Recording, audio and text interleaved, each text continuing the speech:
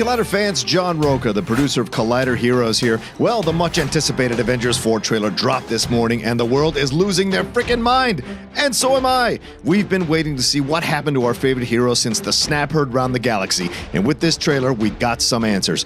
Tony is sending messages to Pepper. Captain America has shaved his beard. Thor is still missing his eye. Banner is still having a Hulk complex. And Black Widow is still being a badass. And holy Barton is back, and he's not Hawkeye, he's Ronin, and he's like killing people.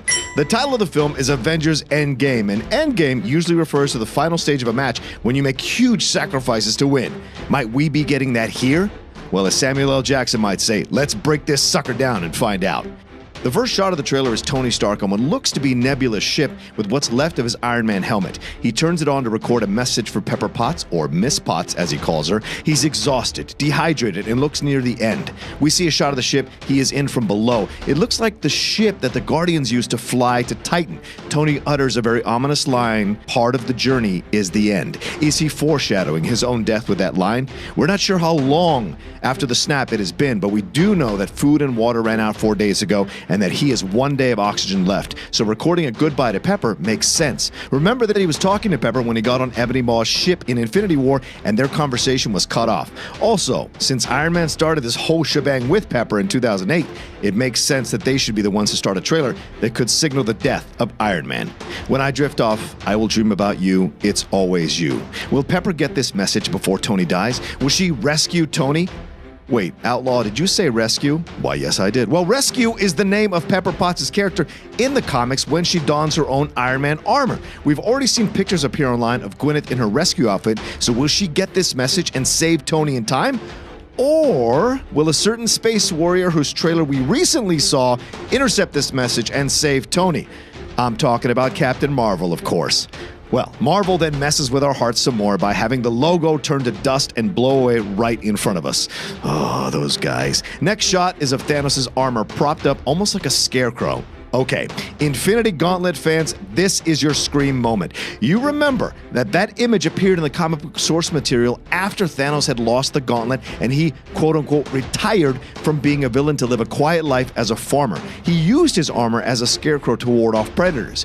Maybe the Avengers in this case. In the comics, he even becomes a bit of a hero after this moment. So is this a possible reference for the keen observer that Thanos will not be the main villain in the movie? Will we finally see the Mistress of Death, Hela, become the villain here, or maybe someone else? Remember, Thanos has nothing to fight against now. He won. Some have speculated also that this armor is on Wakanda and that this is a reminder to the Wakandans of their murdered king, and it is intended to rally them in a battle against Thanos should they see him again.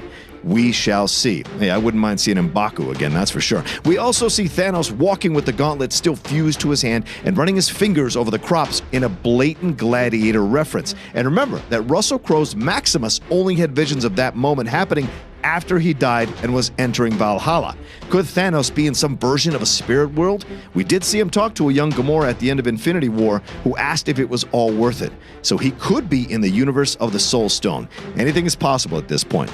Black Widow explains Thanos' victory next, and it's accompanied by a tear from a freshly shaven Steve Rogers, who is back as Captain America, people. Now, he must be crying seeing the deaths of the other Avengers on the screens by a concerned Bruce Banner, Scott Lang, Shuri, and Tom Holland's Peter Parker. Oh man, I don't feel so good. Shuri! Steve Rogers then talks about the loss of friends and family as we see a very empty Avengers compound, along with an emotional Thor still missing his eye, grieving Loki's death, and his failure to kill Thanos. Nebula is also shown touching what is most likely Gamora's coat. And just as we see these images, the moment of the trailer happens for me.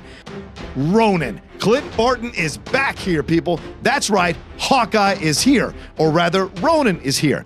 Comic book lovers know that Hawkeye becomes Ronin in the comics after he is killed during the House of M storyline. He is brought back to life, but it leaves him psychologically damaged, and he becomes Ronin. In Avengers Endgame, it might be that Thanos wiped out Barton's wife and kids with his snap, and that's what makes Barton become Ronin. Remember, he was under house arrest as well, so maybe he becomes Ronin to evade the authorities, and his wife and kids are just fine. A theory I have is that if the rumors are true about time traveling, time vortexes, and quantum realms in this movie, maybe this is an alternate dimension that Black Widow finds herself in, where she discovers that Clint Barton never became Hawkeye and has always been Ronin instead. Also, for those who are not up on their history of feudal Japan, Ronin were masterless samurai who at times have been depicted as bringers of justice in numerous samurai movies. And as we've seen in these movies many times, he wipes the blood from his sword with his arm. This is awesome.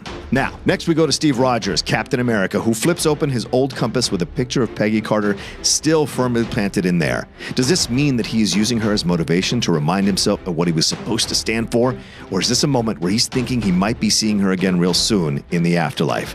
Again, it's called Endgame, people. Sacrifices must be made. Rogers responds to Black Widow saying that their plan is going to work by telling her that he knows it is because he doesn't know what he'll do if it doesn't. This foreshadows the sacrifice he's prepared to make their plan work, the lengths he knows that he will need to go to. Oh, man. Next, we see the Avengers logo coming together like pieces of a shattered planet, which could mean the reconstruction of a new Avengers team from the pieces of the old one. Or maybe this indicates the destruction of someone's planet, maybe Thanos's, especially when you notice the purple hue in the title and that A symbol. The trailer ends with everyone's favorite man-child Paul Rudd Scott Lang showing up to buzz on the door of the Avengers compound. We now know that Scott escaped the quantum realm after the end of Ant-Man and the Wasp. It's a much-needed moment of levity in a very serious trailer. Also, he leaves us wondering how he escaped after Hank Pym, Janet Van Dyne, and Hope Van Dyne were vaporized by Thanos. My theory is that Lawrence Fishburne's Bill Foster and Hannah John Kamen's Ghost survived the snap and somehow got Scott out of the quantum realm. Remember that he was in there to get quantum healing particles for Ghost. Or maybe he just did it himself like he did it in the first Ant-Man. Time will tell. Either way, it shows us that he will play an integral part in this movie, as will the quantum healing particles, tardigrade fields, and definitely the time vortexes that were referenced in Ant-Man and the Wasp.